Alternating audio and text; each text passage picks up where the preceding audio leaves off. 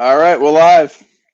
Boom, we are live. We are happy. This is Christmas. This felt like Christmas. Someone said, what a great day for Mets fans. It doesn't feel like Christmas. It honestly feels like Christmas. We woke up, and for once, the presents were all under the tree. They were wrapped nicely. They weren't like torn into or like taken away by Jeff Wilpon. It wasn't like the knockoff bootleg gifts that we've been promised. It was actually Christmas. And the thing that got us through this, this whole crazy year, starting from when Tiki started the rumor all the way till today, when the paper was signed, sealed, and delivered, was our friends at Coors Light. The beer that's made to chill, the beer that's made to refresh, the beer that's made to get you through a goddamn crazy-ass year.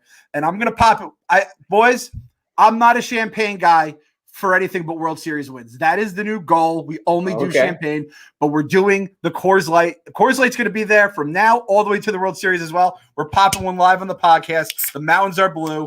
It's a little shaken. Oh, let's go. And we're banquet live, gang. The banquet gang is live. I love that we're talking about, I'm going to save the champagne. Like these are thoughts a few months ago we couldn't even have. I only pop champagne for World Series. All right, let's go, Clem. Such a Hardo Yankee thing to say. I've become, I can feel the Hardo New Yorker in my bones, and I do some of this just to get a rise out of people.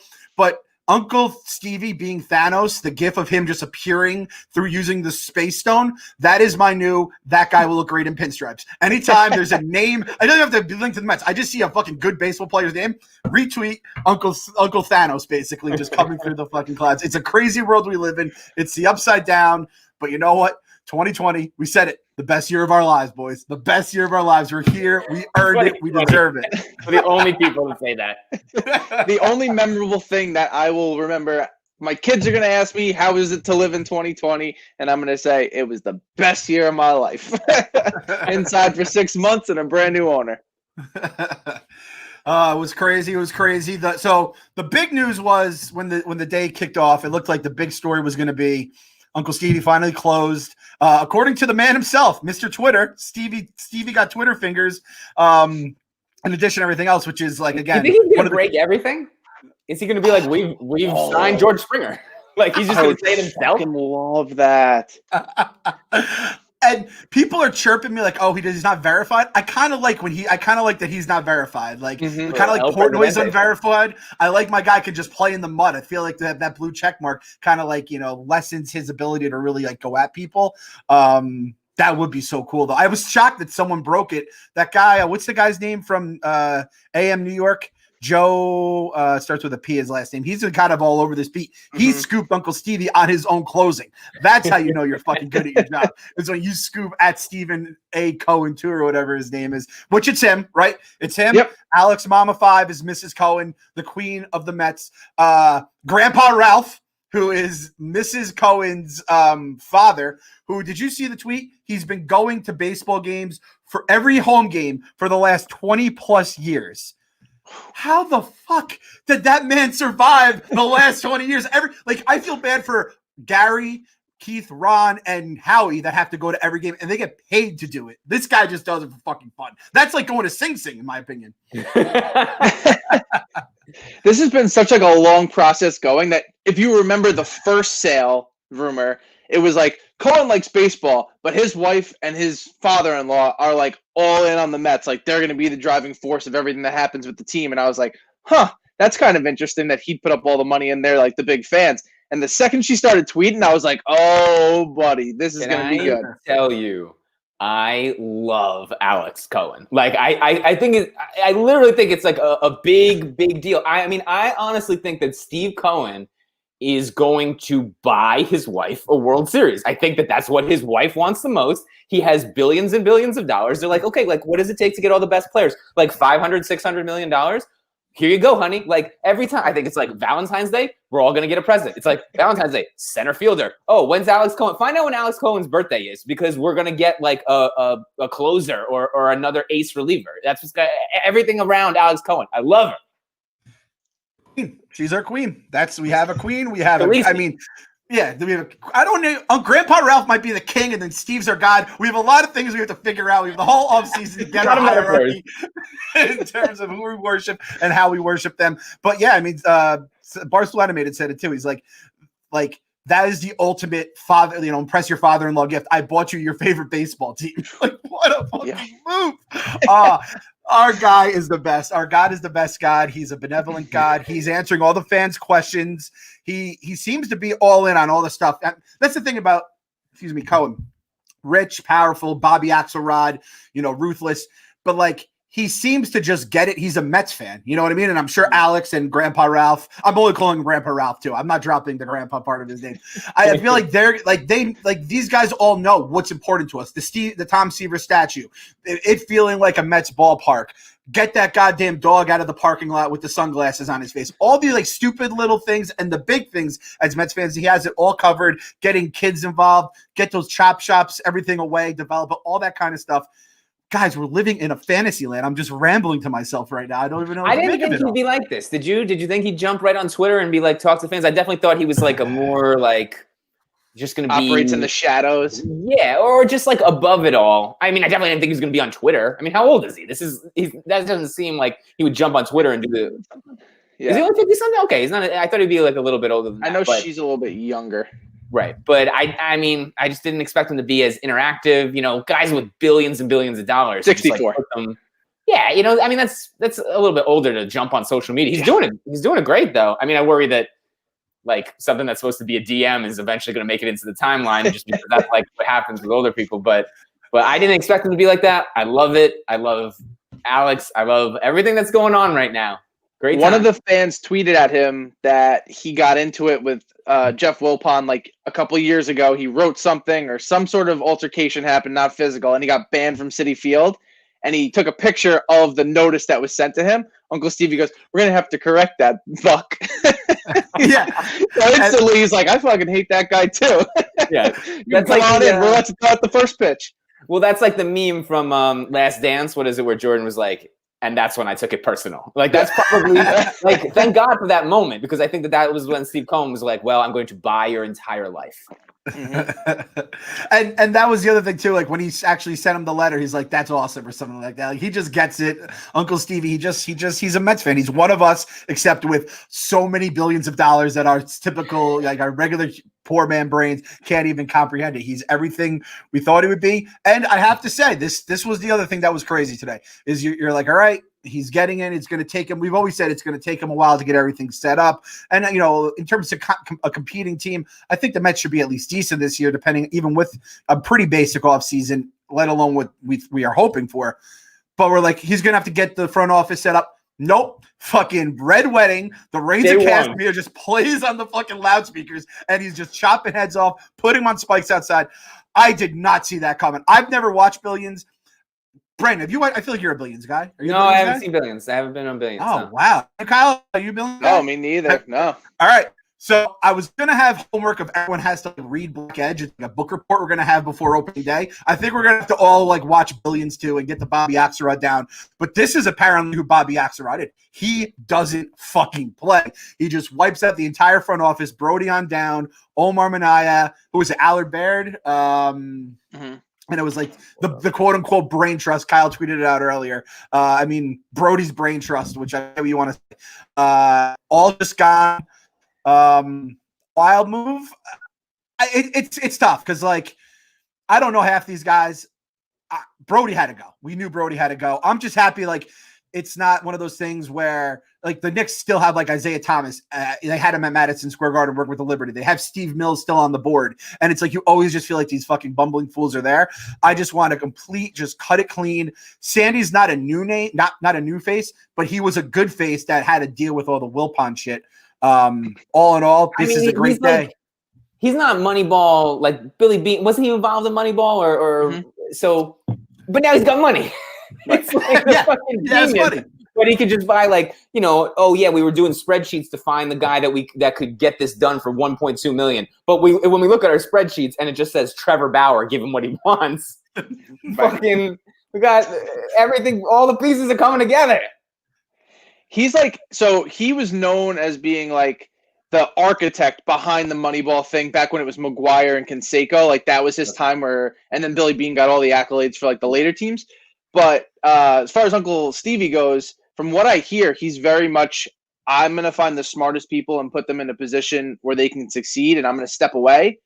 But if I have to come back, there's no conversation like you're out of a fucking job, which seems to be the case right off the bat. Like this is a shot across the bow. Every team in the league knows now, like the New York Mets are serious. We're not fucking around. We're the not fucking around gang.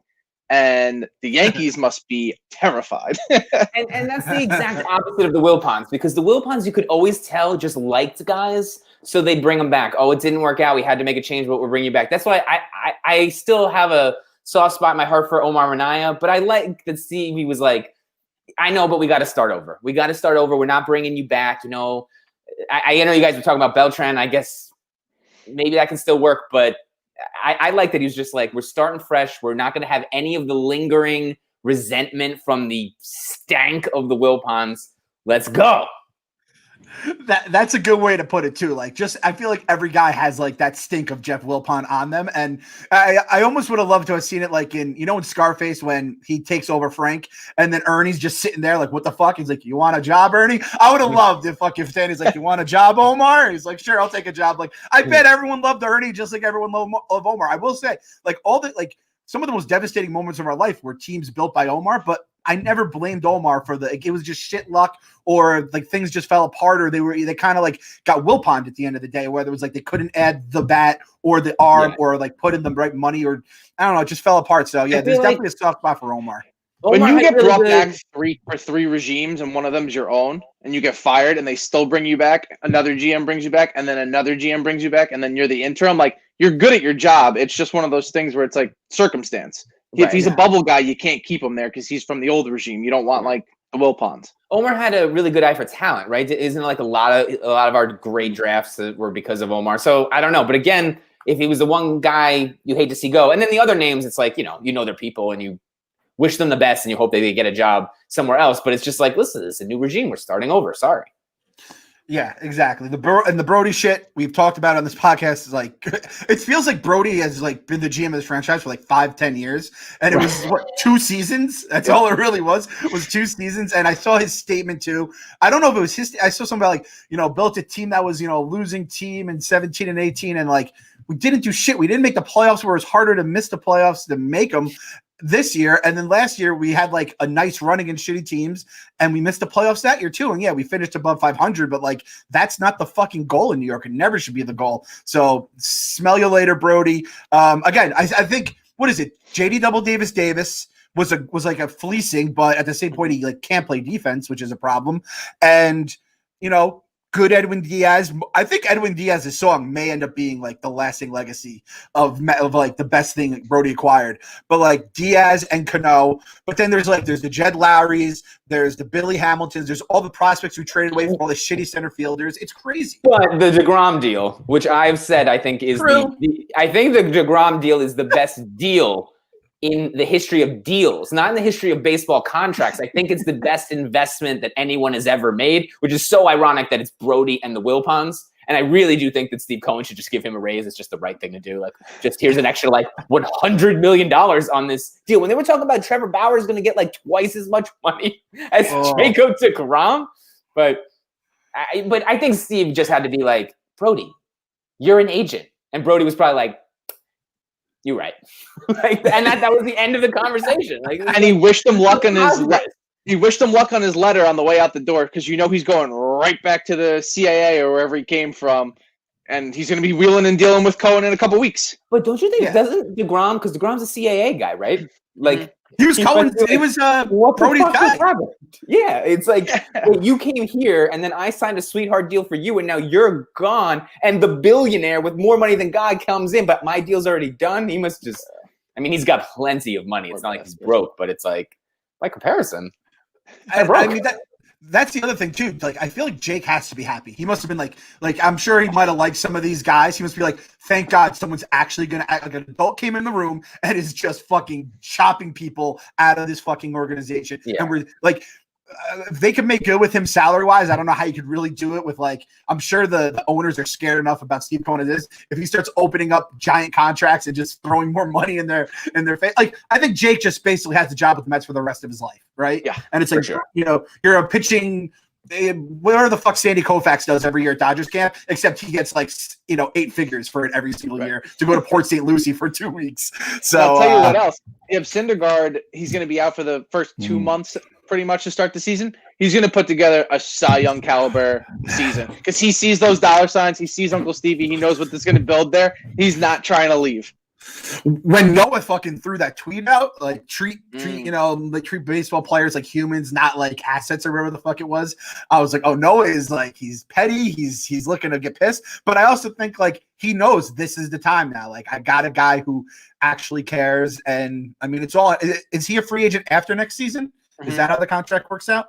Yep. Wow, that's interesting. Between him and Saquon, both guys having like the injury for their position right before they hit free agency is kind of fascinating to see how they both kind of bounce back from all that.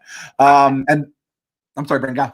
I just wonder though, like when I saw Syndergaard saying that, I mean, like we're talking to like a stock guy, like an equities trader who's like, however much, like buy low, sell high. Like I don't know how much. If he's maybe he will have a soft spot for the Mets because the Mets are almost like his hobby. But if he runs it like he runs his business, like it is a business. And if you're not worth what you're not worth, it's like, oh, I know you're a good human, but good humans don't get $100 million contracts. Great pitchers do. So I don't know if I want him to be like this kind-hearted guy. I actually just want him to buy up all the talent. I want him to be like, do I want Stroman? I mean, like, yeah, just pay him as long as you also pay Trevor Bauer. As long as you also pay Syndergaard, buy them all. I want all of them on my team. I want like $1 billion payroll. I just have all the players. So that's what I want. I know he's got to be smart about it, but I don't know if he's going to be like, treating everybody the way they deserve to be treated as humans. Like you got to be somewhat cutthroat. That's how you got to be Bobby Axelrod. That's actually a great point. I didn't even think about that too. Like, because when we all watch sports and baseball in general, I feel like we all have like we have our guys, right? Like that was the whole segment we've done. So we always have our guys. Like if I bought the Mets tomorrow, Seth Lugo basically has a job the rest of his life too, right? Because it's just like he's my guy. I feel like I discovered him, and I'm sure Stevie, like Noah, was kind of one of our guys that came up, and I'm sure he felt that we called him Loki. He has his ups and downs, and he drives everyone crazy. But if like Stevie just loves a random ass Met, like the 23rd player on the roster, and just keeps him around, but that's not Bobby Axelrod though. You're 100% right. So I imagine obviously a lot of that falls on Sandy and his team of people are going to have to convince Steve who has to stay or go, but I don't really know how that's. I feel like that was more like the Wilpons. Like the Wilpons were like, we brought Jose Reyes back because like everybody liked Jose Reyes and they wished Jose Reyes worked out and they wish he didn't have to leave, blah blah blah, and it wasn't worth bringing him back. I mean, I was sentimental about Jose Reyes too, but it's just like this is not that doesn't make any sense. And the same thing the way I feel about Omar Minaya. I'm like, I just want to win.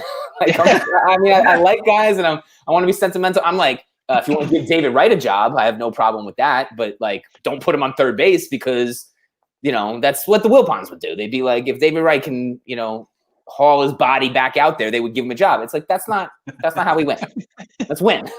You want someone strategic and someone that's not going to be emotional. You don't want like Steinbrenner who's firing the manager every other month because he's not happy with what's going on the field. You want somebody who's going to be able to just set up the chessboard because he plays everybody like pawns, and then he just lets the game unfold. Yeah. And then you hopefully get a couple pieces when you need them. Like that's the beauty of having the money. You hope to build like the core and the product that we already have, and you just fill in. You're like, these are where the holes are. Here's my money. Go get the guys. I trust you. And like that's at the end of the day, that's all you could ask for. And then hire a bomb-ass PR firm so we don't have these freaking disasters that the Mets always do. So when you are cold and heartless and ruthless and you cut some player, like right when he's next to a bonus or something like that, you spin it so it sounds good. Or in that situation, you just don't cut that guy because you don't want to look cheap. And I don't think Cohen would ever let himself look cheap. But like you're going to have to occasionally not make your top priority everybody being treated like, I mean, if Noah's literally saying like treat people like human beings, then yes, like don't not do that. But it's still a business, and the only way we get to the Canyon of Heroes is by treating it that way and getting the best players. So that's all I'm saying about Syndergaard's comments. No, and I think that's 100% right too. But it's like they're going to be treated well. That's the one thing. Like it's going to be a class organization, top to bottom. And what Stevie says on Twitter, which again, like Stevie, I don't think we'll ever say anything, but like I'm worried about the likes. Right? Everyone's always monitoring everything, who he follows, who he likes. Everyone's like they see Trevor Bauer is in his following, and everyone's freaking out about it. By the way, he follows me, and I am so scared to tweet about anything these days. What was his line like? The deal. It's official, like we closed, and I wanted to record between like it's official, I came. And I'm like, I don't want him reading it, I don't want Mrs. Cohen reading it, I don't want Grandpa Ralph reading it, I don't want anyone reading it. So it's in my fucking head. I was in my head about a 7'3" Latvian following me, let alone the fucking god of my How many people does he follow? He must not follow like yeah, he's like 300 or so. But and you're one, all right. Yeah, I don't know. Next step, Gala. I'm telling you, right? I'm telling you. It's only because I've tweeted pictures of him on Jesus Christ, Thanos, Dave Portnoy. It's like every like powerful man in my life, I fucking put Uncle Stevie's face on top of. So that's the only reason why he follows me. If we don't get an invite to the gala, like we have to hold our own virtual one on the same night. We all dress up. We'll just talk to each other. We'll let people in the chat, and it's just like we're all having our gala. It's like if we don't make the cut, that's fine. Maybe Darren, 7 Line will get to go. And it's fine if we don't go, but we're having our own, like, dress to the nines. 100%. We're doing a gala. It'll be online. We'll try to get people. I'm trying to figure out what Corona will be like in opening day. Like it'll probably somehow be worse, but like if it's online, it's virtual, it's together, whatever the fuck, it's going to happen. Follow the We Gotta Believe Facebook page. Maybe we'll get some invites somehow through there for people who join there. Obviously, the Twitter and the Instagram, all that stuff.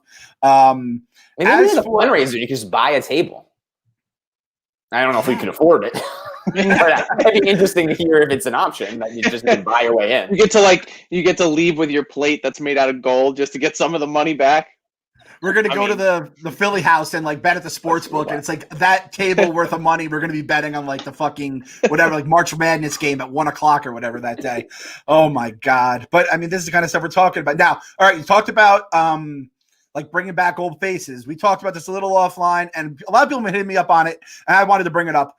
A lot of people are saying, hey, could the Mets bring back Beltran? Because Alex Cora got hired, which was the most hilarious, blatant news dump of all time. Like it was like Biden, basically should have it locked up, the news or whatever, like once the votes were coming in. And then like a minute later, Heyman's like, Red Sox are hiring Cora. It was so planned out. It was incredible. I had to tip my cap to it. AJ Hinch got hired like last week. So it's like, now, so this is the thing. So then Beltran could come back as Mets manager. There was rumors that Cohen liked him. I heard Cohen was upset that he got fired in the first place, and that was one of his riffs with the Wilpons. We all know why he had to get fired through all this, because I don't even know about him. The other two clearly. But I don't like to have Major League Baseball's eye on us when we also have a guy who's going to probably coming in with a few people who he has enemies with. Having Beltran scares me, but if Cohen really likes him, I like our boy Rojas and all that kind of stuff, but at the same point, like Kevin, I can't really blame the manager for the way they lost, but we took that stat about like the offense being like historically good and we still didn't win a game, like make the playoffs. Like that kind of like I'm like, I don't like that the Mets end up being the only team that just like have the manager who gets blackballed for the rest of his life. He wasn't even a fucking manager during those 2 fucking scandals. It's crazy. That's the old Mets. The new Mets say, go fuck yourself. We're going to take Carlos Beltran, and he's going on the first float at the parade. So shout out to Jeff Underhill in the Facebook group. His question was, will Rojas be fired? Because that's a question in itself. He wasn't let go today. Are they waiting to hire the new GM to then make the decision, or is Sandy going to fire him or keep him as the manager himself before anything happens? What do you think, Bren? Because I don't know if you had this in your mind to begin with, so I kind of want to hear it all like percolating there. Yeah. I mean, what's weird about the Beltran thing is, I mean, I like experience at a manager spot. I don't know who else is out there right now. I don't know if we could pull somebody like, I don't want like La Russa, like some teams are like going back into like the archives to get somebody. But, if you guys knew like some hot prospects, and this guy's been a bench coach and he's been around the game for a while, but he's younger. So I kind of feel like Beltran's a little bit of a retread. I just kind of like cutting ties. Like we made that decision. I know the Wilpons made that decision. The big turnaround to me was when you were like Steve Cohen really likes him. And I'm like, okay, I fucking trust Steve Cohen. And then Rojas is just like, it's a lot of inexperience. Like, we're really trying to put something together here. It's like when LeBron goes to some team and he ultimately fires the coach. He gives them like a few weeks, but then he's like, maybe he gives them a season, but then he's like, I need my guy in here. I want to do it right. If we're going to if this offseason is going to be the big splash offseason, we're going to get a bunch of free agents and we're going to let Rojas do it. But also Beltran's kind of unexperienced too. So I don't know. I mean, we trust in Steve. So if he likes Beltran, then I like Beltran. But I would shop around maybe. I just don't know who's out there. It's not like I've got my eye on somebody. I would probably try to steal Alex Cora. I mean, if I was Alex Cora, I probably would have waited a beat too. I'd be like, wait, that billionaire? Is he calling? I would have called my agent and be like, is Steve Cohen interested? But I don't know. I don't know. What's your answer? Well, I mean, like, I'm just thinking, like, the seas between the Mets Sox nation is very strong right now because the Mookie Betts thing never ended up coming to fruition.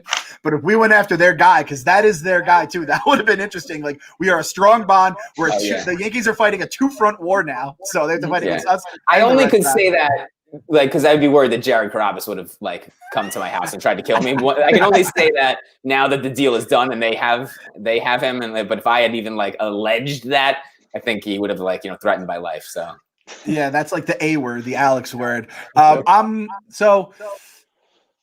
Again, you're right. I think you have to start with the GM. If Uncle Stevie likes him, then Uncle Stevie likes him, or the GM likes him, then we go from there. I will say, like, Rojas, I don't want to. If it feels weird saying a firing, like if they could. I don't know if they could demote him and be like, hey, you're going back to like a bench coach or something like that. I don't know if he'd willfully accept that. But I mean, it was kind of crazy. I know if the guys like him, it sounds like he was one. The guys came up with him in the system. It just is like if you tell me it's Beltran, if you tell me it's Rojas, if you tell me it's like you said, the hot prospect that is going to be a manager down the road. It's always like a fucking catcher who batted like 220. You know what I mean? Like those guys always. It's going to be Brian Schneider. No, Brian Schneider. No, Brian Schneider. I don't even know if he's coaching or in the game anymore. But he's with us. He has Rojas's old job. He's with us. He's on the staff. Yeah, that's why I'm like, oh my god, we're gonna bring Schneider back. Brian Schneider was like one of those guys who really didn't do like much either way to really make the fan base hate him, but he did so little. Like I feel like everyone has that same exact like I just not Brian Schneider was always like the answer to who was gonna be our catcher. I don't want him to be our manager. Then Jesus Christ. No. I saw someone sit in the chat. Who was it there? The Corey Wade, Joe McEwing. Like I remember McEwing was interesting just because Little Mac, right? And it feels like always those scrappy guys are like the best. Look, there was a lot of hate against La Russa. I was like, shit, man, it scared the shit out of me when he was with the Cardinals. And I was like, old man La Russa has that. Now the game has changed so much. Yeah. I feel like this is all not going to matter. It's going to be Steve's like Ivy League 25-year-olds who are making the decisions along with whoever Sandy hires. So I guess in the end, that's all that matters. But if he liked Beltran, he liked Beltran. And again, if Beltran can cheat his way to a World Series, we are all behind that. We want a fucking dynasty built on anything. It doesn't matter because no one gives a fuck. Winners write the history books. That's what no one's taking the Red Sox title away. I don't know, Kyle, when you had this on the agenda, I think we're going to talk about the possibility of 2 GMs at some point. But I like this too because I think that like, what if Stevie's like super modern and he's like, the manager is basically like a spokesperson. Like he's the guy who answers questions. So I'm going to hire like a fucking professional speaker. Like I'm just going to hire like a well-spoken. I'm going to hire an actor and I'm going to be like, play this role because we're going to be running the math up in the skybox and we're just going to be like shooting you emails about what to do. Like take this picture out, put that picture in. Right. So here's the thing. The GM like interviews and shit are already going on. So we're kind of for a time crunch because so my favorite in the pool is Billy Owens, who I spoke to Clem about. I listened to an interview with him. He did a podcast. This guy is the Rain Man of baseball. Like if there's a Jeopardy just for baseball, he knows every single category. He rattled off like the 1984 starting World Series game for like Game 3 of the Cardinals, just like off the top of his head with like the lineup. Like the dude is just a savant. So he's been with Sandy all throughout his like entire career with the Athletics. He's one of the finalists for I think the Angels GM job. So it's kind of like if you're gonna make the call, you need to make the call now, and you need to be like, what are they offering you? Here's an extra whatever it is if he's your guy. So that's Billy Owens. Then you got this guy Bobby Heck, which if we're gonna have 2, then you get Billy Bob between the 2 of them. That'd be pretty good. Yes. I'd fucking love that. That's a T-shirt. So he's with the Rays right now. So we know what the Rays are doing with their analytics. Obviously, it didn't work for Blake Snell in the World Series, but obviously the formula works because that team is always a small market team that just finds a way to win. He's started under Chaim Bloom. He's one of the rising names. So that's another good one. Peter Woodfork, who I'm not too familiar with. He's right now with he's working alongside Joe Torre. So he's doing like MLB operations type stuff. And he was with the Diamondbacks. So like, And then a few other names, but Chris Young is randomly on here, who's the former pitcher Chris Young. So I'm like, that instantly, I'm like, that guy's fucking out. I'm like, that guy cannot be the GM. That does not. And then you got John Ricco, who's on everyone's list every single time we have a GM conversation. Like they wanted to hire him the last time. They're probably going to hire him at some capacity this time. And is there any detail on like how this 2 GM thing works? Because I love the idea of that, except if it's like a clown show. Like, but I don't think that Cohen would do something like that. But 2 GM sounds fucking wild. Like, how do they do that? Right now, Billy Owens is like in that capacity already. So like Billy Beane is the GM, and then Billy Owens is the head of baseball operations, and he's also the head of like baseball development. So he's, again, this is insane, but like he knows every single player in their minor league system, what they're batting, how they are against the split, like all this stuff. So he said in the interview that Billy, when he was first coming up, asked him some question he didn't know the answer to, and he was so embarrassed. He's like, I studied every single player in our system. He's like, there's not a single question I don't know the answer to. So he's like the walking computer to probably the other guy who's going to be like the architect of whatever's putting the team together. It'll be all right. So that means this isn't as crazy of an idea. Like this is already sort of out there in baseball, and it's not like GM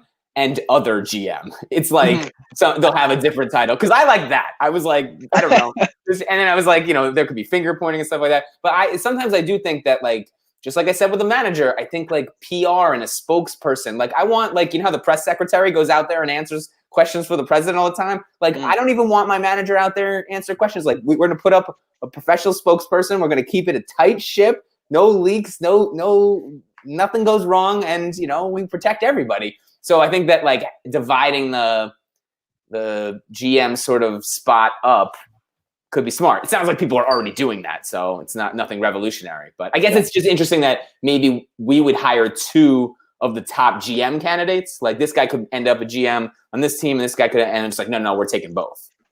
Yeah, it's one of those things where it's like if you don't care about the title, I'll give you an extra $10 million for instead of taking the GM job elsewhere. Mm-hmm. And if you're that GM of a team that is, the next Dodger, the East Coast Dodgers, right? Like you can then become a GM. You might even get like you may take a pay cut to get it, right? Or you're going to go to one of the 5, dream jobs that there are in baseball right now. So I could kind of see that. This also might be like, that's the thing is Steve's coming from a different world. And I know Sandy, obviously, if this is an A's thing, makes perfect sense, right? If Sandy's kind of plugged in with the way the A's do business. But like maybe this is the way Steve sees it in his business in terms of having like delegation of power and all that kind of stuff. So we're bringing that into the business world, into the baseball world. So again, like you said, believe in Steve. If the Mets did this with the Wilpons, destined to fail. If it like this feels very Cleveland Brownsy. I feel like the Browns might have had something like this at some point. And it's like, but that is not Steve Cohen though. So that's the only thing that makes me feel okay about all this. This is such a pipe dream, but I don't think he would do it because he has the kids. Like David Wright should just be the fucking manager. He should just be the manager, right? Like if it's really just going to be everything from above and it's about managing, like you said, going out and responding to the media, dealing with the fans, dealing with the media. Every single fan and media member we've ever met is like David Wright's the 100 out of 100, right? Like if the Mets like anything they did, like they get caught like in a triple steal to lose the World Series with no outs with fucking Pete Alonso plate, I'd be like, Dave, what are you gonna do? That was a good shot. Like keep them on their toes, kid. Like it's like almost impossible. I almost like don't like that he could like be used against us like that. But I mean, how are you gonna be upset at like if you see David Wright, like Gary, Keith, and Ron and Howie, you hear them and your ears are happy no matter how bad the product is.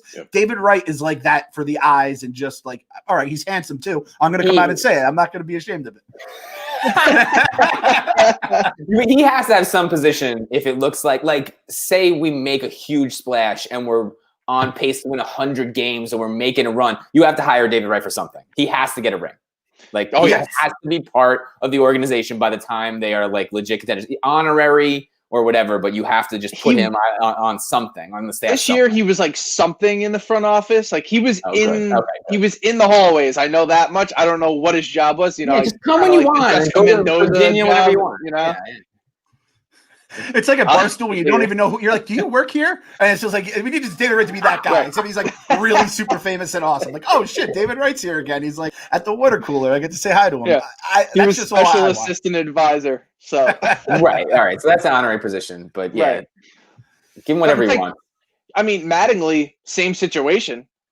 Big baseball guy, obviously an all-star. Spinal stenosis. It's working out for him with the Marlins. Mm-hmm. If it was any other time in baseball where like the manager's less important, it's right now. And like you've got plenty of people getting the job that don't have any experience. Like Aaron Boone, where was he a manager before he got the job with the Yankees? And that's like a mediocre third baseman. That's not the captain of your team third baseman. Like, do I want him in that position? Probably not, because I don't want to hate him, because I know I would. But you know.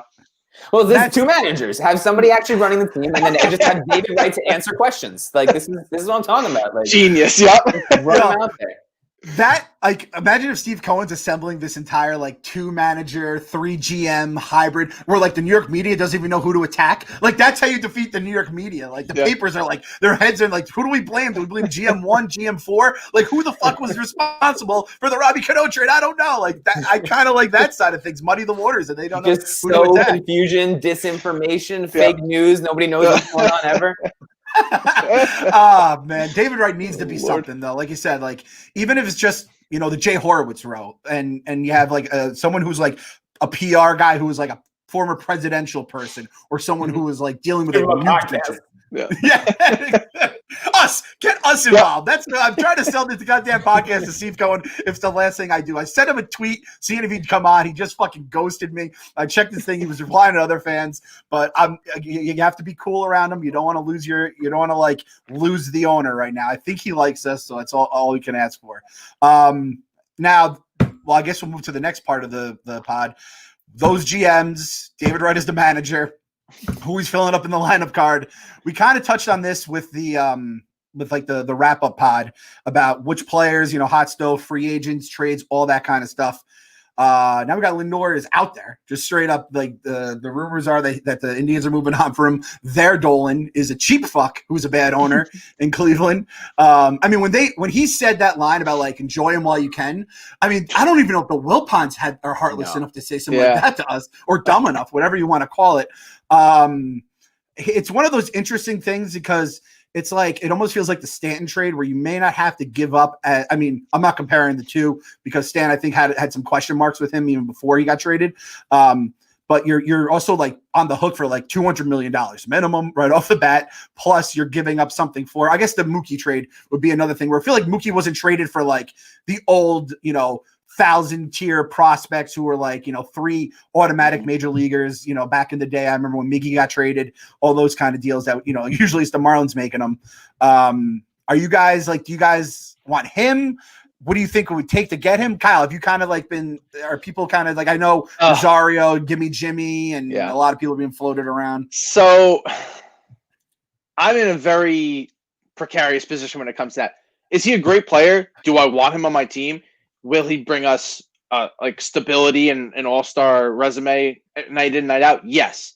It's 1 year, and people are throwing around Rosario, Gimme Jimmy, the stud shortstop in the minor leagues, Maruccio, I don't know how to say his name, Pete Alonso, J.D. Davis, and Dom Smith. Those are the names that are getting thrown around for 1 year, and minor leaguers for 1 year. And I'm like, wait, not all of those guys. No, but a mix and mix and match. After like the fourth game, I'm like, what the fuck are you talking about, Kyle? A mix and match of those. So it would be the most I've seen is that they want 2 middle infielders, so a mix and match of those 3 guys, possibly Dom or Pete, or possibly JD. So like for 1 year of a guy where we just came in last place, like you could say all you want about if the cards had broken a different direction for us. Yeah, we might have made the playoffs in a year when every team makes the playoffs, but not for nothing. He's not putting us over the top. Our shortstop is not our problem at the moment. We need a center fielder and we need a catcher. So like,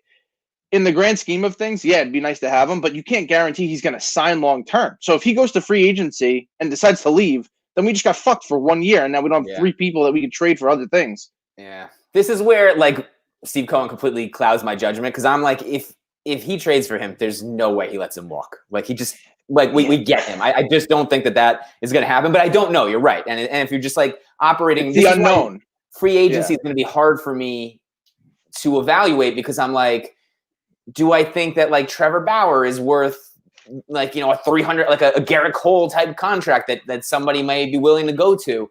But it's like, but isn't the money kind of unlimited? So if the money's unlimited, I'm just like, get everybody. So, but that was like when Mookie left, Jared was like, he's coming back. Like in his head, he had already decided, like, we're giving you away to a better team to go win another World Series, and then you're coming back. Aroldis Chapman did do that. The Yankees fucked everybody, and he didn't take more money. He did like a Yoenis Cespedes thing where he came back to the Mets for less money. If he doesn't like it in New York, or he doesn't have a good year, or like whatever, this just doesn't meld, he could easily just walk. True. Well, when you start talking about like throwing in Dom or Pete Alonso, right? To me, a lot of people were like, why would you give up on Rosario? He could be Lindor. And I'm like, well, you could be Lindor, or you could have current Lindor. So I'm always like, all right with upgrade the position. And I don't know. I just don't have an eye for like, would the Indians take that? But if like you're trying to give up on a guy who's about to get paid, I can understand sometimes getting a talented guy who's younger and not about to get paid. So but that's sort of just like the breaks go your way. But I feel like these are the rumors that happen when Mookie goes for like not all that much, and then Lindor is like, oh, we need the entire roster of the New York Mets. I'm like, why does this always happen in the Mets where it's like you have to give up everything to get anybody, but then other teams fleece people? So when you start saying some of the major pieces that were on the team, like when you're talking about Dom and you're talking about Pete, that's where I'm like, I think we should pump the brakes. But Rosario and Jimmy, I'm like, I could be talked into it. And then wait a minute, how all of a sudden do we have this stud prospect when as soon as we got rid of Kalenic, it was like, oh, the cupboard is bare. Now all of a sudden we have a stud prospect. I'm like, oh, I hope that's true. But like this is how it always goes with the Mets. Like everybody wants to before they ever play a major league game, they're the greatest thing ever, and then they get to the majors and they're nobodies. Dilson Herrera, yep. Exactly. Sweet Dilson, God damn it! I like that too. The way you said it, like it could be Lindor or it isn't. It's a Family Guy. A boat is a boat, but the mystery box could be anything. It could even be a boat. Like that's exactly what we're hearing with the goddamn Lindor. And Bren, you're the perfect guy for that question too, because every year, like fucking idiots in like February would be like, or even I guess around now or even right before the season, and people are like, well, we're good here. We don't really need to fill anything. You're like, guys, we can fucking upgrade basically every goddamn position. Like we don't have, even back in the day, it was like Yo looked awesome, but other than him, it was no one. And even Alonso and Dom, like first base, I think we can all agree is set, right? And then Ace is set. But then other than that, like, we love Conforto. It's like Conforto isn't the greatest right fielder, but we're pretty much set there too.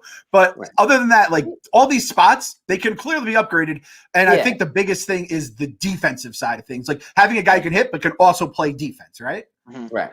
Yeah. I mean, I remember like there was a particular year where people were saying, oh, we only have a few holes. And it was like we had Curtis Granderson on like his last legs. And I'm like, I like him. But if you can upgrade there, and that's where it's like, unfortunately, I would like, and maybe Springer or like, I know we have to look at center field, but Lindor is like, sometimes you just have to look at what's available, like what the best player is not necessarily, it's not Mookie Betts that we can trot out, we can throw out in the outfield. So you have to consider that. But I'm especially now when you've got money, I'm like, you got to consider upgrading everywhere. I mean, I'm just saying, you definitely don't look at like first base first. Like it would take a lot to say we should move on from the two-headed monster of Dom Smith and Pete Alonso. But I don't know, just like listen, just in case if people shop at first baseman, I would listen because we have all the options in the world because we have $14 billion sitting around. Right. So, I wouldn't look there first. And go, but this is what I'm talking about. Steve Cohen clouds my judgment because I'm like, go get a center fielder and then go get Francisco Lindor too. Yeah. As long as you re-sign him, I'm all for it. It's just you have to re-sign him. Right. Because we don't have any one DH of this those year. deals contingent upon that, or is that like not allowed in baseball? I feel like sometimes they're like we trade, no. but he has to sign long term, or it's the deal's out. Okay. Yeah.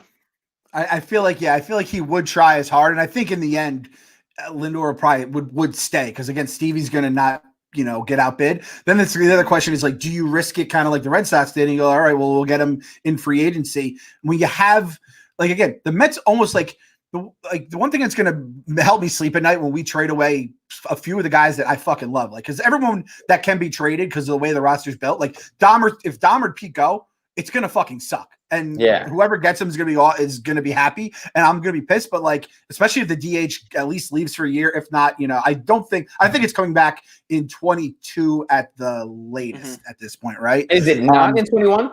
Like it's not going to be in 21. Oh wow, I didn't know that. Yeah. So we have an issue. Yeah, right off the bat, that's a huge issue, right? And I was saying to Kev, stupid. Baseball is the fucking worst, man. I hate fucking pitchers batting. It's the grossest thing. Oh, you got.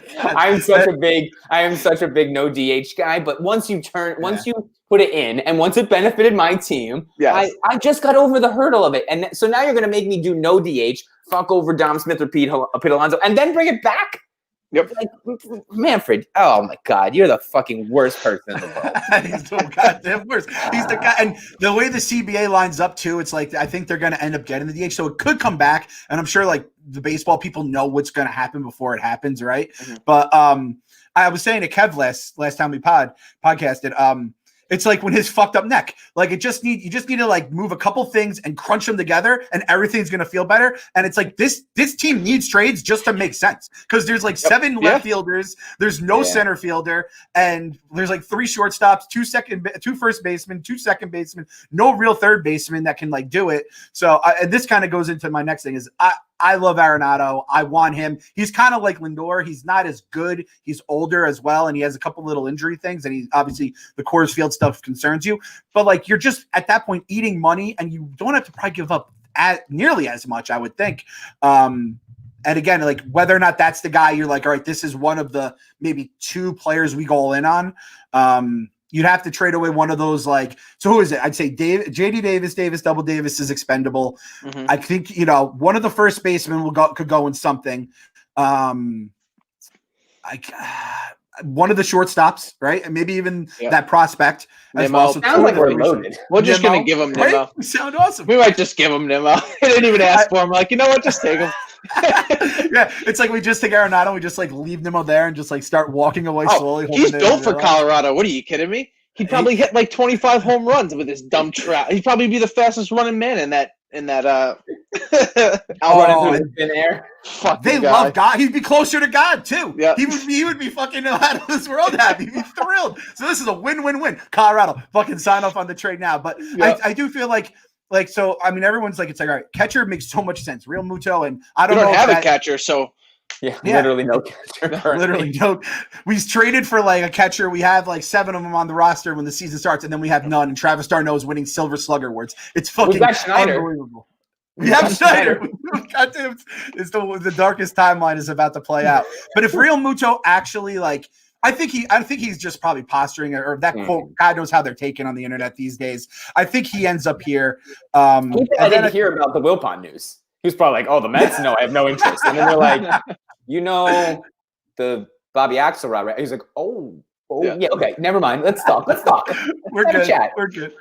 I think that is like the one position where it just makes so much sense. Is who is it? McCann and him. Like you plug him.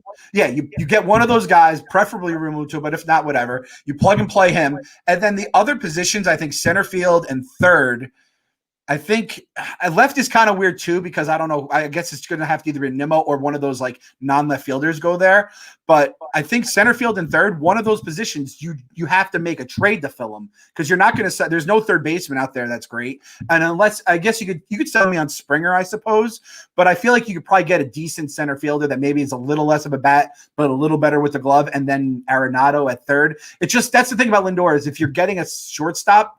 It just feels like there's other parts of the team that you can improve. But I will say this, all the Indians fans who've been in my mentions like the last day are like, you're going to fucking love him. I'm going to root for the Mets. Like, this guy's special. Like, you don't get that from opposing fan bases who are like, I want him to land in a good place and be happy and like win. Yeah. That's the way we would have felt about David Wright if he had left when he should have left, right? He would have never got spinal stenosis. He would have had like 6 rings. He would have passed Jeter. He'd be the fucking gold standard as just a. He's already the gold standard as a human. He'd be the gold standard as a player. So I don't know. There's a lot of ways to go. I mean, that's going to this emergency on the market though, or no. So he's got a no trade clause, which he didn't even ask for. Right, he's the guy to him, which is why he's so difficult to trade. But he's 29. He's honestly, even though he's aging, he's still like the second best defensive third baseman behind the guy out in Oakland. Does Chapman. How many years does he have left on his contract? A bunch. I think and I think it's like, I like that because then, like Clem said, if it's an eating money thing, that's to our advantage. Oh, and he's getting like $32 million a year after this season, every single year, pretty much going forward. It was an 8-year contract for $260 million. Imagine we could just be like, hey, you want to pay a little bit less money and just take Cano off of our hands because we do not need him at second base. Yes. Oh.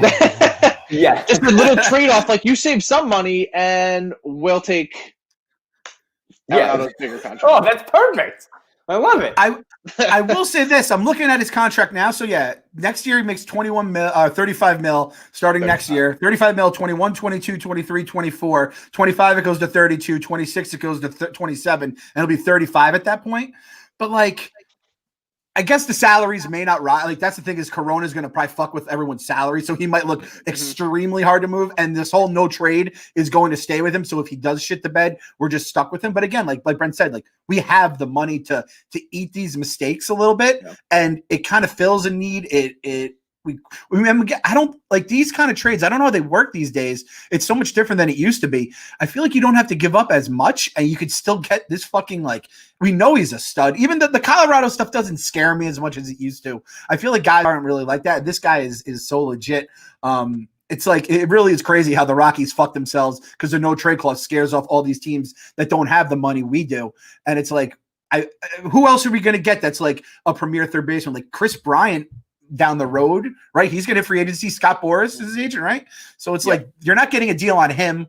Like I don't know. I just feel like Arenado is one of the safer guys, even with like a couple of little question marks he has. I think it just plays to our current advantages. Like we have the money. If Colorado is looking to move on from that because of the cost, I don't know. It's just so difficult to be like, is it really limitless, or are we going to have to give up something because we put on we took on so much payroll? Because so say if Alex Rodriguez was our owner, I'd be like, he's just going to operate it like a normal team. Like hopefully he would be willing to spend more than the Wilpons, but he doesn't have unlimited money. So he would, I would be like, okay, you can only have one, maybe 2 guys in that like $25 to $35 million range. Like most teams just can't do that. You can't have like 6 or 7 players that are all rock stars like that. But Steve Cohen can. I did see that they said that they'd be more interested in trades this first offseason than they were at acquiring people in free agency. So like if that's an option and you can go get that guy, that's the thing where Clem, where you were just saying like trades are kind of different now because it doesn't seem like you're giving up as much. They'd be getting guys that they don't have to pay anything for. At minimum, like 2024, 2025 is when they become like past arbitration. So they're giving these guys like $2-3 million. That's a big trade-off. Yeah, exactly. And I mean, the Cano thing it's like when that was the worst part of that, the whole Cano trade, going back to it, the first rumor that came out was Cano for Ellsbury. And then it became Cano for Kalenic. And it was like, what the fuck? Like, we were laughing at Yankee fans because of the whole thing where they were going to get this other contract. And then we ended up giving, like, our number 1 prospect away. So that scarred me till this day. The thought of Cano going out there. But even if I saw Nimmo was linked there on someone, I forgot which Mets site I was reading. And I was like, that. Again, it's us being like the rich guys for once, but it's like him and a shortstop, one of the shortstops maybe, and then the other shortstop stays here. Then we have that side of the infield. The Cano thing, either he stays. Like I feel like McNeil could be our left fielder down the road, and then we still move Davis and if Nimmo goes in a trade and that trade or another one, and then the center fielder, like then we have a fucking roster. And we still have the 2 first basemen who I don't know if you would have to trade the first baseman for either of these guys that are making, $200 million plus for a contract. Arenado is interesting because they just let go of Murphy, so they need a first baseman. So if they were to ask for one of them, would you guys give him up? God damn, that's hard. Because you're getting on a huge contract. But when you think of it the other way, you're going to have to pay these guys a huge contract when they come due anyway. You're just getting this guy in his prime right now when Jake's in his prime. Oh, God. I really just wanted to just split the DH in first. I really am very, very annoyed by that. That is so fucking annoying. Steve Cohen just moves us to the American League. He's like, no, we're going to the American League. I'm the richest motherfucker in this goddamn league. The Mets are now an American League team. We're the DH, and they're moving back to the National League East next year. Fuck you guys. It is so stupid to take the DH back away after. I mean, that's so dumb. I guess what is that like because of CBA and they just made an exception because of coronavirus? Yeah, but I thought they were just going to roll with it because it's so weird to flip flop.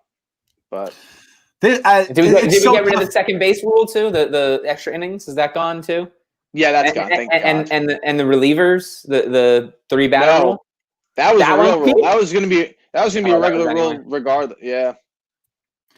I don't know. That Dom Smith, Pete Alonso, that's tough. That's a tough situation right now. They're so and they're so different, right? In terms of like the way that they play, the way that and even I feel like they're loved in the locker room and they're different kind of leaders. You know what I mean? Where I think Dom's a little more chill and laid back, where Pete is like that dude who's pumping everyone up, and they've both done so much awesome shit off the field too. This is gonna crush us. I'm telling you. Before last year, I was like, listen, I love Dom Smith. But we have a first baseman, so let him go. Let move him, get some value for him, and let him start somewhere else. That's the right thing to do. Then they add the DH, and I'm like, oh wait, we can. This is best of both worlds. We can split them. Neither of them will get hurt because they get some time off. And then I was like, that is going to be weird when you just have a ongoing rotation. But I was like, champagne problems. But now it is kind of weird to hold on to both of them and have to platoon them because they didn't really platoon them before. Pete was the starter and Dom got the time he could get. And it's like, what are we wasting this guy on the bench for when we could send him to a team and get some help that we need? But then if the fucking DH is coming back, it's like, what the fuck, man? And Dom is the thing is does Pete's defense regress or is it going to get better? I mean, it was a weird year for everyone, right? Let's be honest. Coming out of quarantine, no one was looking great out of quarantine, even our boy Petey. So, and he had McNeil at third. If he has Arenado at third, everyone's going to look better when you have a guy like that or someone, that's a third baseman and just an infield, a defense that is made by a Steve Cohen defense is going to be much better for Pete's glove. But there's kind of both ways. And Dom was he was up there in WAR. He was he was one of the best players of baseball last year. If you want to, he was a finalist for the Hank Aaron Award, which just goes to the best player in baseball. He was He was in the top 7. So it's we so didn't tough make because the playoffs. Yeah. We had the best player apparently and the best pitcher, and we didn't make the playoffs. Yeah. All right. And speaking of which, that's the other side of this is.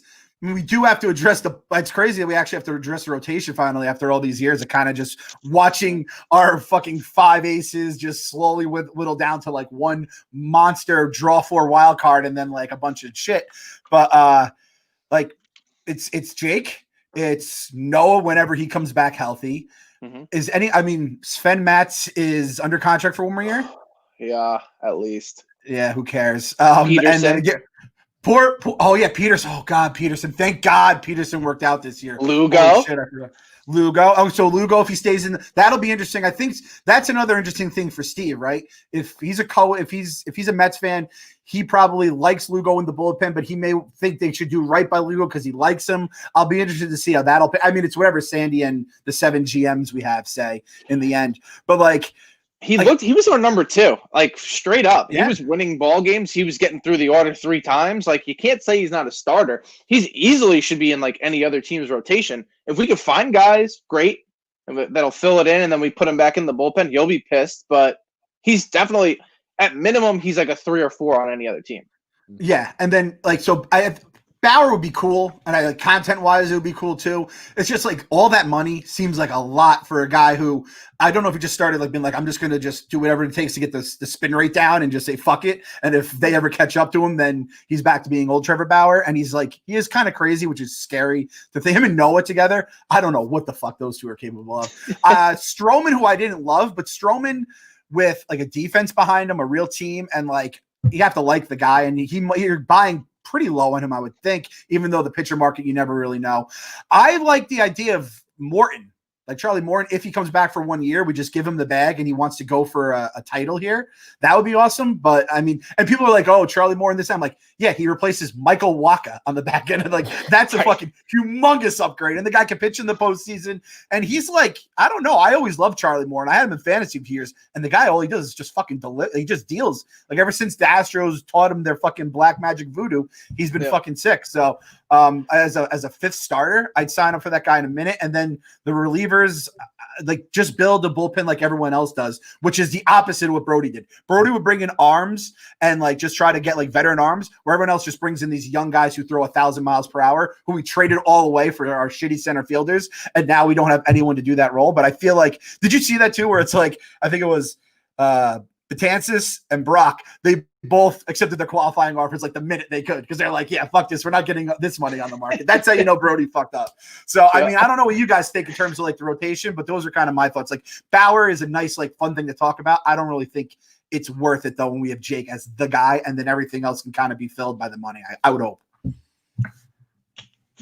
What do you think, Kyle? So I think Bauer's completely out, if I'm being totally transparent. He's a California guy. I think he wants to go to San Diego. He already alluded to that with Clevenger there. They're buddies. He already said like, oh, you guys are right on the cusp. Or LA. They're both winning franchises. If he's going to sign a long-term contract, my assumption is he'd rather be closer to home, which is that's where he's from. Just makes the most sense for me if he's going to sign like a 4-year deal. LA, he's Hollywood. Like he's Hollywood. As like a content guy, as a producer, I think he's a genius. But I'm like also, it's funny. I love him doing all these antics. I'm a vlogger. I mean, I truly, genuinely love that. But when it's like on my team, where he's going to cause a headache, I would take a guy on the Knicks like that. I'd take a guy on the Jets like that, because it's just like I'm not dying for a championship on those like I am for here. So I love him in every aspect except for the fact that I'm like, oh, that's a distraction. Yeah. And it doesn't work for the Mets either. Matt Harvey will attest. And I just know everybody, people that are super sold on him being like the ace that he was like the last 2 years, when he's got a lot of years behind him where he was, good, but not what he is now. I'm spoiled by Jake, but I don't know. Like, I just Taijuan Walker, he's really good. He's 28 years old. Elite name. Do not discount that name. Like that name in itself, that makes me sold. Corey Kluber, back when he was a prospect. Who's that? Corey Kluber. Oh, Kluber. Did they not pick his? I didn't know if I thought they didn't pick him up. Oh, wow. 35. So why did they not? Why though? He had a great year for them. I think he was just owed like $16 million or something like that, where it was just like, that's every team's cutting ties with guys that they're like, we're not going to pay you for that one extra year. Like, go get it someplace else. So he's another one. Tanaka, which is like, I made the point. But the home run is what kills him. Is he healthy though? Is Kluber healthy though? Like, didn't he? This was his bounce back year. He was hurt and then he came in. No, they're saying no, he was injured. No, he pitched. No, he was hurt this year. Didn't he get hurt? Am I getting him confused with someone? Did he not win? Wait a second. No, Kluber. He was on the Rangers, right? They traded for him and then he got hurt like right away. Oh fuck! Who am I thinking it was then? 34. Yeah, that's him. Huh. I looked up all their stats. Okay, well, we'll do a pass on him then. I don't know, man. We got a fuck ton of money. Take a flyer on Corey Kluber. I don't give a fuck. Careers for 3.16 ERA. I mean, no, I love Corey Kluber. I just didn't know if he had like a serious whatever the injury was with the thing. I didn't know if it was like going into the season. It's such a cop-out, but I'm like, I don't know, man. I just want to be like the Yankees and be like, oh, we'll get Carl Pavano and he'll suck dick and we'll just go get another player. Like, we'll just keep getting them. So give Stroman some money. I mean, I don't want to like overpay for anybody. And I don't think Steve will do that. But I'm like, I don't know. If you're willing to be the highest paid team in baseball, which I kind of think, why would you not? If you got all this money, then throw it out there and take some guys and just eat the money if it doesn't work. But that's like, there's no strategy to that. There's no discussion to be had then. But I would fucking love it to happen. Corey Kluber at the end of the rotation, and you just give him the 1-year deal. He bounces back, fucking dominates. Like, I always love those like guys that when they do pitch, they're awesome. Like, I draft Rich Hill in fantasy baseball every year, knowing that a blister is going to come and he's going to be out for 3 months because of it. Right. But as long as he stays healthy for that time, he's fucking awesome. And like, I think he's not like Waka. It's like Waka was good at one point, but everybody was like, "Oh, this guy's done." This guy's Porcello was awful. Porcello, he was last in ERA last season. He was literally dead last in ERA, and we signed him to be our fifth starter. But he threw a lot of innings, Clem. That's his MO. He throws a lot of innings. Qualified for the Cy Young. To be shitty. Gives up a lot of runs too. I don't know if that really is a great trade-off. Like, just running out a guy to just get pounded. Yeah, but I don't think Corey Kluber is that. Tanaka is the same age as DeGrom. Tanaka, in my mind, is like 37 years old. The fact that he's 32 and like he'd be a good pickup. I mean, in the Bronx, he lets up home runs. Like, he's not going to let up those home runs in City Field. It's a totally different dynamic. I feel like he could be successful there. He knows he could pitch in New York. And are the Yankees like not, or is he in negotiation? No, free agency. So I feel like he's like destined to stay there. I don't know why. I feel like he's like one of those guys who just isn't going to leave the Yankees. I don't know. That's nothing insider about it. I just feel like he's a guy who's going to retire a Yankee. I will say this. We're talking about the Yankees. I really want LeMahieu. Just like, even if he wasn't our third baseman, because anytime I say anything about LeMahieu, I get 100 Yankee fans who are like, shut your fucking mouth right now, because they know that it's a possibility. I want to see the two. Are you guys 100% Irish, you and Kevin? Yes. I want to see the two 100%, whatever, we'll say 100% Irish Clancy's become the Gabagool Yankee fans. I want you guys wearing your gold chains and your fucking unbuttoned jerseys and talking about rings and everything. That's the guy I want to see as we sign LeMahieu and we sign, like, Brendan just has a wish list. He doesn't even give a fuck who it is. He just wants everything. I'm bringing nothing to the table here. Nothing, no like intelligent baseball conversation. I'm just like, buy everything.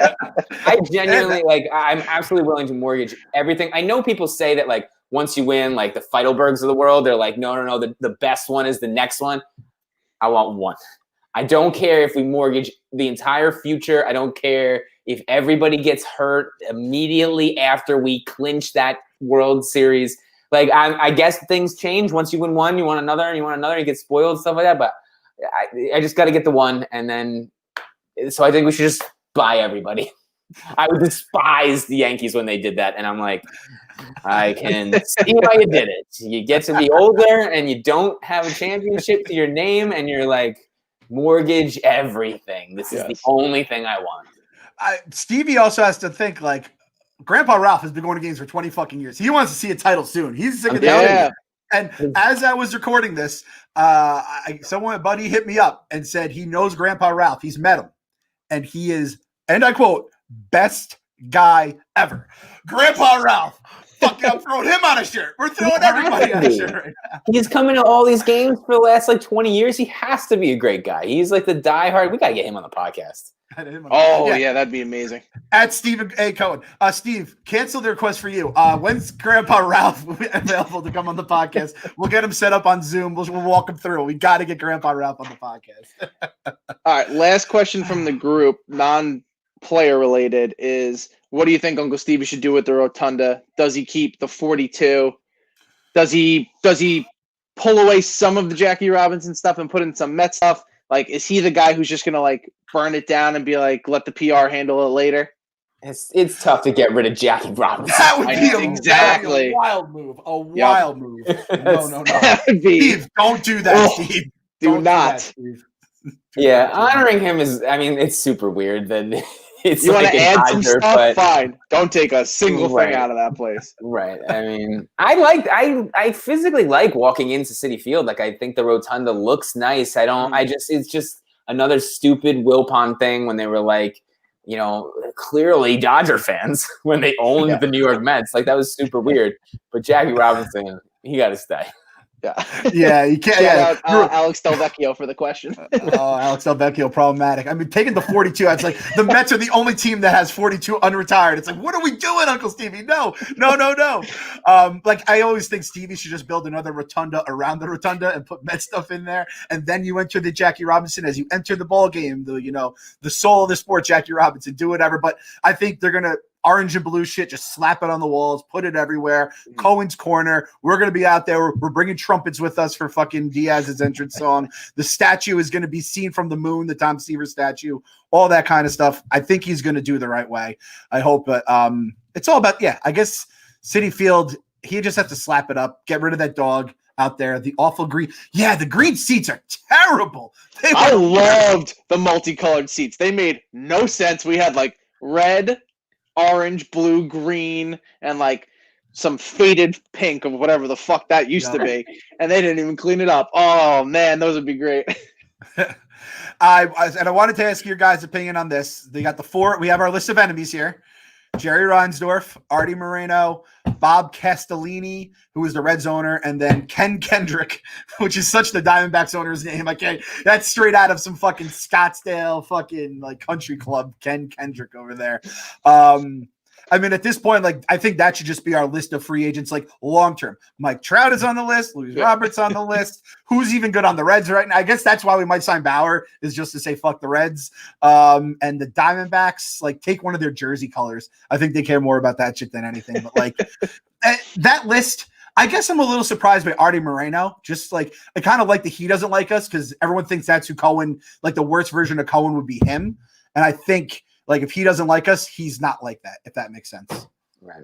I mean, I can't even be mad at them. I would try and stop Steve Cohen from getting in the game too. Like, you're scared, you're running, you're afraid. I don't blame you, but guess what? He's here now. Deal with it.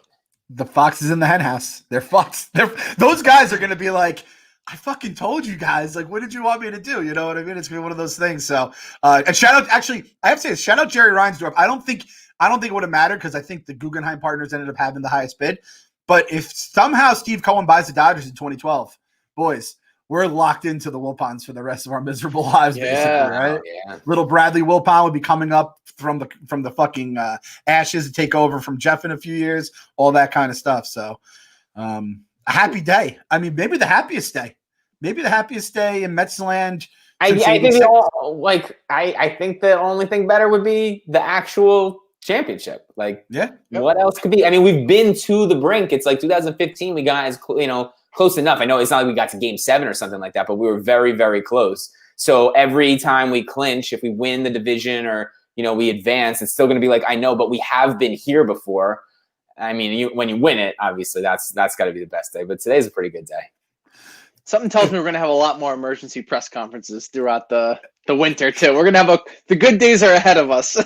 Yes. That's the biggest thing here. I was saying, I mean, you guys, I'm sure we're in the same boat. Like, I remember those feelings back in 04, 05, 06, 07, checking Mets blog every single morning, 5 times an hour, and you're just waiting for the updates on the rumors and shit like that. And to have that kind of feeling that, like, it just slowly bled out of us. And then when I'm looking at the free agent list and not hitting, page down twice to get to, like, the teens for the guy that was good and has injury issues or just these little question marks that no other team wants, it's like you're picking in the fucking bargain bin. It sucked. And those days are, thankfully, fucking about to be gone forever. So it made me miss Matt's blog though.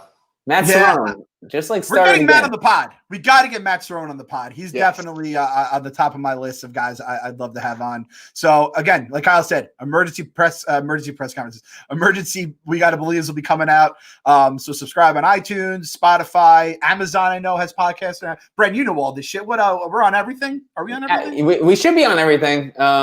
I got to talk to Mikey if we got on the Amazon one, but I'm pretty sure that got. We were on there. I know that one we were. So subscribe to all that. It's Facebook group. We gotta. I really want people to jump on the Facebook group, and that is like really designed to be more of like a group thing than like this is where the people from We Gotta Believe are putting out content. Like, we'll share the links and we'll share new merch and stuff like that. But if you guys have an idea, if you want to pose a poll, I think, Kyle, like, we should definitely do questions from the group every episode, if not like multiple times. I think there's all sorts of, like, it's weird because Facebook, I think we all think of Facebook as just old people now, but it actually has some like cutting edge stuff. It's got this rooms thing where it can be a giant video chat with all the members of the group.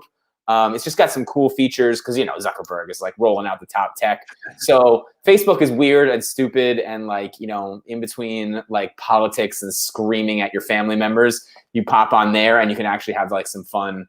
I've enjoyed a lot of conversation in other Mets Facebook groups where people are just like throwing out ideas. So it's just like, if you're listening to this, jump in the Facebook group and make it yours. It's like, it's not really like a traditional broadcast sort of like, this is where we're putting out our content. It's more like an actual group sort of thing. So check that out. Yeah, we want to participate. We want you to participate with us. We don't even have to be involved. If you're going to get involved with other Mets fans who are like-minded and have conversations, and that's what it's all about. I'd love for there to be like a voice of the Facebook group, like almost like how Matt Cerrone made something out of nothing in the mid 2000s. Somebody was just like, I got a lot of Mets thoughts, and they posted in the group a lot. Like, you could end up on the podcast. You could just like use that as a way to like create content if you're a big Mets fan. Yep. Yeah, I think because I think we all go to the same spots. You'll go to, we're all on Twitter together, and then obviously there's like the Reddit page, the Mets Reddit page. I'm sure there's Facebook groups, which Team Thirst Trap he'll sometimes grab a screen cap of like, meanwhile on Mets Facebook, and it is some of the most crazy shit I've ever read in my life. But now the crazy shit could kind of no, but this is our group though. This is going to be the Barstool. Yeah. This is the Barstool. People, who like to have some fun and don't take everything so seriously. Yeah. But like, I think everyone we've gotten in the chat. When we go to the Barstool, the ballpark, it's just like a big fucking group. But this is basically Mets Fans Anonymous, right? This is our group. These are our meetings. It's in the middle of like the church where there usually are people screaming at each other and doing all this stuff. Yeah, this is that's what Facebook is. And we have our cool little corner on the side. We're smoking, we're drinking, smoking straight West Coast. And that's our little niche of Facebook. So check it out. Kyle, tweet out the link. I'm sure it's, if you go on Twitter, Instagram, you can find the link there as well. And like Kyle said, a little self plug, if I could, on the Super Producer podcast dropping Monday. Darren from the 7 Line, me and him sat down. We talked a little Mets, let's go. And we talked more about like the origins of the 7 Line and him as like a business owner and how that all developed. It was cool. So that'll drop Monday. Super Producer on iTunes and Spotify. That's awesome. Yeah, I when we had him on, we didn't kind of get into like the origin story of it all because we just were talking Mets and stuff like that. I'd love to hear his whole story is fascinating to me. So check that out. That comes out Monday, you said? Yep. Awesome. We'll retweet it from the account. Yeah. There we go. So there we go. And we said, subscribe. We're going to have a lot of these things coming up. It's a whole different world. Get excited. Get crazy. Drink your Coors Lights. Drink your Coors Lights. Support the people that support the show. Celebrate responsibly. Drink your Coors Lights. And I might just buy like a 12-pack of Coors Light, and we're just going to pop one for every big move we make this winter. It's going to be like an advent calendar. It's like, this is our third baseman. And then we're just going to go down the line and open it all up. So it's going to be like the ace of spades that Dave has. Exactly. Thing like center fielder, catcher. You know what? Sometimes around the holidays, they make the oversized ones that look like champagne bottles, but they're not. It's beer. So we got to see if Coors Light does that. Yeah, whatever Coors Light's got, like whatever, they got some like novelty stuff. Right. And that our way, and like we'll incorporate that into the show because they support the whole thing. And man, I mean, little behind the scenes, I don't know if we've talked about it, but like the ideas that we had for Barstool at the Ballpark with Coors Light, and then, like God willing, I also low-key think that Steve Cohen might cure coronavirus. I just feel like I don't know what it would take, but I feel like he might be like, listen, I got this team and I want people at the ballpark, and I'm going to just like figure out this vaccine, call up Joe Biden and be like, let's fucking do this, dude. But, the idea, like, we were going to do some really fun stuff, and it was going to be like super interactive and people were going to be at the games. I just hope that can happen. And if it can't, then we'll have to like fire up some new ideas.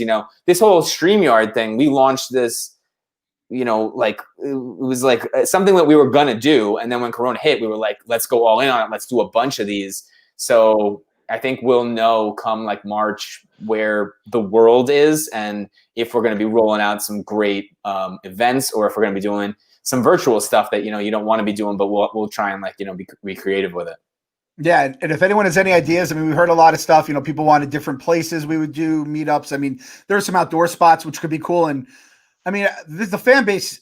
I don't think we've ever lived through the fan base being this excited in our lives. You know, maybe like right before 06 or after 06, even when it was like, oh, this team's good and young. But I mean, this is such a long. This feels like LeBron signing somewhere, right? Except this is a guy who can hire 10 LeBrons if he wants to, right? So this is a whole crazy thing.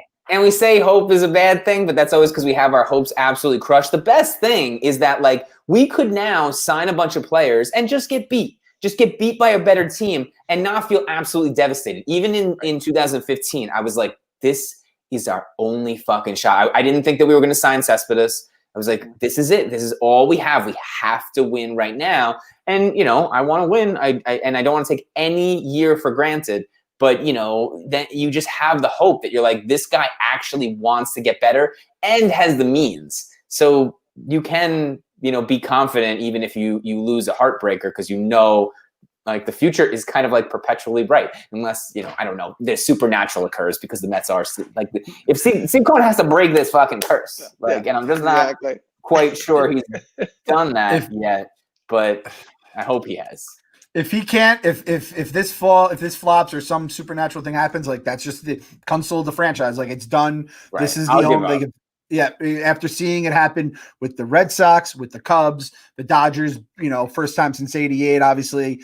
If we can't get a part of that, it's just, you know, everyone sold their soul in '86 to have the ball go through Buckner's legs, which, by the way, Steve Cohen owns. He bought the Buckner ball. No. So, yeah, he bought the Buckner. I thought this might have been out there at some point. I heard the story, and he tweeted today. Someone's like, he said, "Hey, Steve," and it was talking about the ball. He goes, "Guess who has the Buckner ball?" Like, that's just, he's perfect. He's just he's us. He is us if we were as rich, as powerful, and as fucking awesome as we dreamed we ever could be. That's who he is. He is just the fucking man. The Buckner ball, it's the ultimate ball, which I hate that I think they autographed it and shit. Like, that ball deserves to look like this, just clean. So, again, subscribe, get on the Facebook page. Super Producer comes out Monday. Coors Light, get your Coors Lights, get the Mounds Blue, so then when the fucking free agents sign, we can pop them and drink them, and get ready for the emergency podcast because they're becoming. Emergency podcasts are coming, Ned Stark style. We're fucking putting it down right now. Emergency podcasts are coming, and boys, you gotta believe.